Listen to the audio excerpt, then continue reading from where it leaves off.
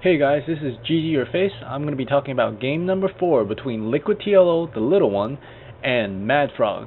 I'm very happy to be back. If you guys notice, I said I was going to upload a bunch of videos, but I couldn't get around to it because I had mic problems. Several of you pointed out that my audio wasn't that great. Got a brand new mic. This is actually my third mic. I bought 2 headsets. Both of them had clicking sounds, and yeah, that was not too good. So let's talk a little bit about this map, since the opening moments aren't that exciting. If you notice, it's Scrap Station. It's only 2 spawn points. LiquidTLO is the purple Terran.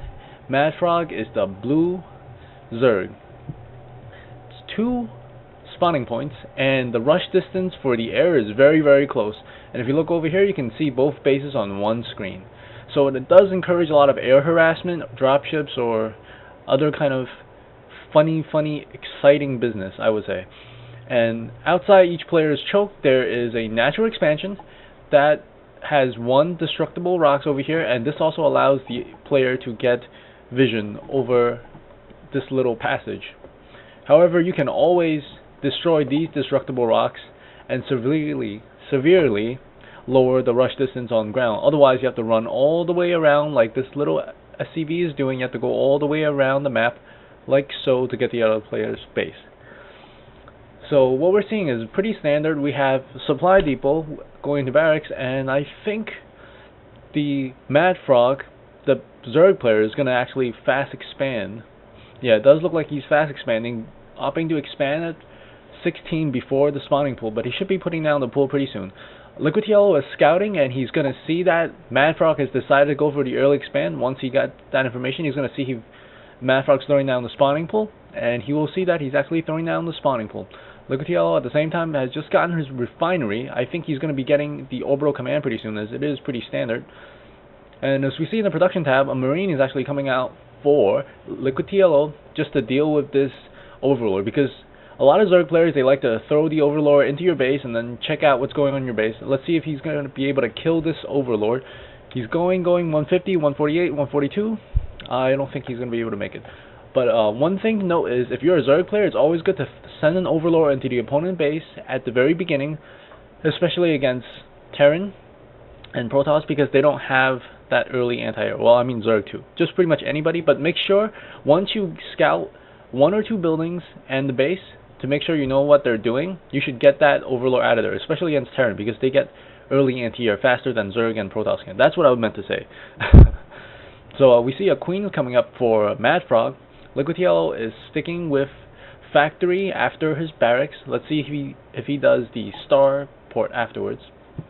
Getting a 2nd refinery, whereas MaDFroG only has 1 refinery up. A lot of Zerg players like to throw up the extractor over here, but because it's,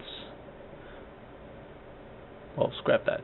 Never mind. I was gonna say, after you get enough extractors in base, you have 1 extractor here, you want to get 1 outside here, because even though you have the expansion, some players will let you keep that expansion for a couple of minutes, and if you get gas here and it gets destroyed, you can always get more gas here.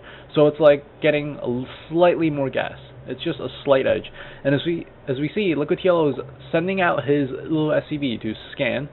Metallic boost is coming up for his Zerglings for MaDFroG, which is pretty standard, because that's basically the first upgrade that all the Zerg players tend to get. Here's the Zerglings chasing the SCV, but the Hellion and these bunch of Marines will be able to quickly dispatch it. And we do see a starport is going down for LiquidTLO. This should be a very interesting game, as the 1-1-1 build is very, very versatile, and we'll see what he can do against these 2 spine crawlers that are pretty nicely positioned. 1 guards the expansion and 1 guards the home base. And as we see that the Hellion is actually doing pretty well for LiquidTLO. He's able to keep the Zerglings away, preventing from getting a surround. And this was key. He chose to back away, because had he stayed there, he might have been surrounded. And right now we see these SCV and this Marine trying to run for it, but the Zerglings with their speed upgrade just finished are able to catch them. And now this is a very key moment. LiquidTLO just lost a whole bunch of units. He needs to find a way to close this gap, and he does. He throws down a barracks. This is a great play. Even though I think he's going to lose the SCV, but he was able to keep all these Zerglings out, because if he gets these Zerglings in, when LiquidTLO has 4 Hellions, that's going to be a huge problem. So he was able to avert crisis by throwing down barracks. That's a very, very good play. And we see he loaded his 4 Hellions into a dropship. This is going to be really, really interesting to see what he does. He looks like he's going for his main base. His main base is pretty much undefended in the back, and he's going to drop these 4 Hellions, and we'll see what he can do. He's roasting. He's trying to roast the probes. He almost got 4. Now he's roasting the Zerglings. He's trying to micro them. What a great micro. He didn't lose any units. There's 1 Hellions in the red, and he's flying it around the base. Only the Queen can hit this medevac, so it's very difficult. And once the Queen is off the creep, he can drop the Hellions and try to snipe this Queen. I think he could have sniped the Queen. Is he going to try? Yes, he is. He's going to try to snipe the Queen because the Queen is off the creep. It makes it extremely difficult for him to hit these Hellions because these are extra fast. Apparently, I must be emo just left the game. I guess he was emo. If we look at the production tab, what a surprising turn. He's opting to go for the battle cruiser while maintaining the pressure with these Hellions, preventing MaDFroG from getting minerals. But these Zerglings are good. What great control. The MaDFroG player has gotten to get rid of LiquidTLO's harass by positioning his Queen around the dropship, the medevac, and the Zerglings right beneath it. And he's just going back to his base. Let's take a look at the units. For MaDFroG, we have a bunch of Zerglings, 2 Queens. Usually have 1 Queen for each base. That's pretty standard. We see that MaDFroG is actually very ahead in the drone count. And the one thing that LiquidTLO has, it's the element of surprise. He has 1 battlecruiser. I don't think MaDFroG has known about this yet, but MaDFroG does know that LiquidTLO invested in a starport, and he has 1 medevac. That means he must not have that many units inside his base.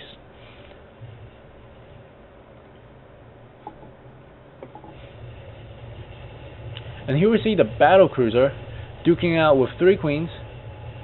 You could transfuse. He could have transfused. No, he could not have transfused this Queen.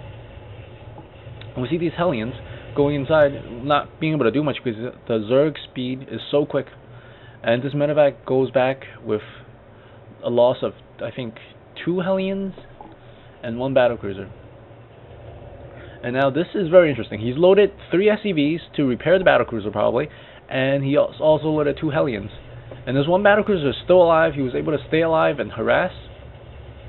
And here the Zerglings are trying to stay beneath the dropship. It's very important because once you drop the unit, you can surround it. Since dropship can only drop 1 at a time, this is very good play from MaDFroG, trying to deal with this battlecruiser. And a bunch of Hydralisks just spawn for MaDFroG, and I think he should be able to clean up this battlecruiser. As the battlecruiser is trying to make his way out of the base, this is very good micro. If you look at what MaDFroG is doing, he's clicking and pressing H, clicking and pressing H. You would right click, press H, and every single time you press H, have the unit's hold position, you'll be able to take 1 shot at the battlecruiser, which is what he did, and that's why he was able to take down the battlecruiser. And here we can see that MaDFroG is working on the destructible rocks to lower the rush distance on the ground. I think LiquidTLO is in a little bit of a panic mode here, and he is constructing a bunker because he knows what's coming. He doesn't have an expansion. He knows his opponent had an advantage in that he had 2 bases this entire time, and then we see a wave of factories being constructed, probably for possibly siege tanks. At this point it's really, really difficult for this Terran player TLO to do much because he's just so far behind.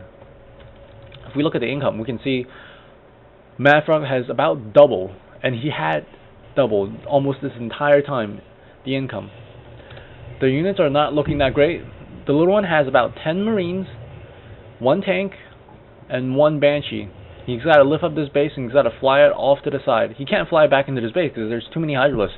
His only hope is to run it off into space, which this map has a lot of space, so that he can't get it shot down. But it's burning. I think it's going to go down.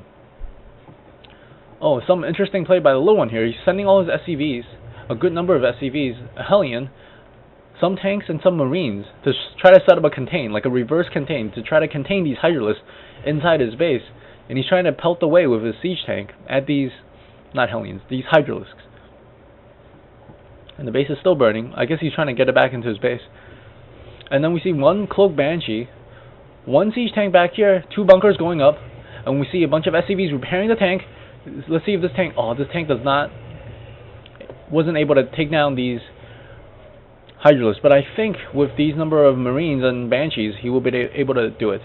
But this entire time, MaDFroG has been able to expand over here, and he's throwing down a third expansion, a 4th base, and now he has a bunch of SCVs trying to repair his base with these Muralists harassing it. I don't think he's going to get that in time.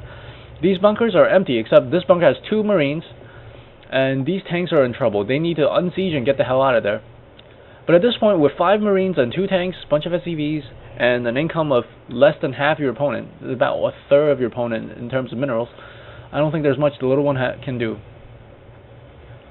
I think it started out great, but the little one did not expand. But then the early Zerglings prevented him from expanding because he decided to go for the 1-1-1 build, then followed by 2 factories to try to get that fast tank to try to maintain control of his base. But now we see that this doesn't look too good for a TLO at all. If we look at the production, we're getting queens, some Marines, and some tanks. Right now, MaDFroG has 10 Muralists, 4 here, and there's got to be 6 more somewhere else. There's some drones, a queen, some drones, and 6 more Muralists. I think MaDFroG is just playing it safe, but I mean the game's pretty much done at this point. When you have so much income, when you have double the income right now, so many more units. If you look at the army, it's about more than double, almost triple the army count. So I think MaDFroG is going to try to finish it here. He's got his Mutalists harassing. He sniped the SCV, now he's taking down the tank, and this should be no problem for these Muralists to mop up. LiquidTLO trying to micro this one lone hero Viking, but it goes down. A Thor comes out, but I don't know what a Thor can do against this group of Mutalists plus some Zerglings. He should be throwing down some extra protection, I think, but I mean, you don't have that much minerals. There's no more income. There's only so much you can do. We see that he's massing Zerglings and Mutalists. I think he needs to close his gate. But then once you close it, oh, here it goes. The Zerglings are rushing in. They're surrounding one tank. It goes down. Mutalists are shooting the Thor. The Zerglings surround the Thor, and he takes down the last tank, and LiquidTLO calls GG.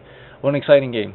It was a lot of harassment, a lot of cool micro going on. I hope you guys enjoyed it as much as I did casting it.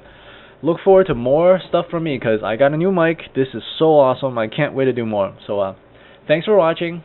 Always GG your games, guys. If you don't GG your games, at least say GG your face.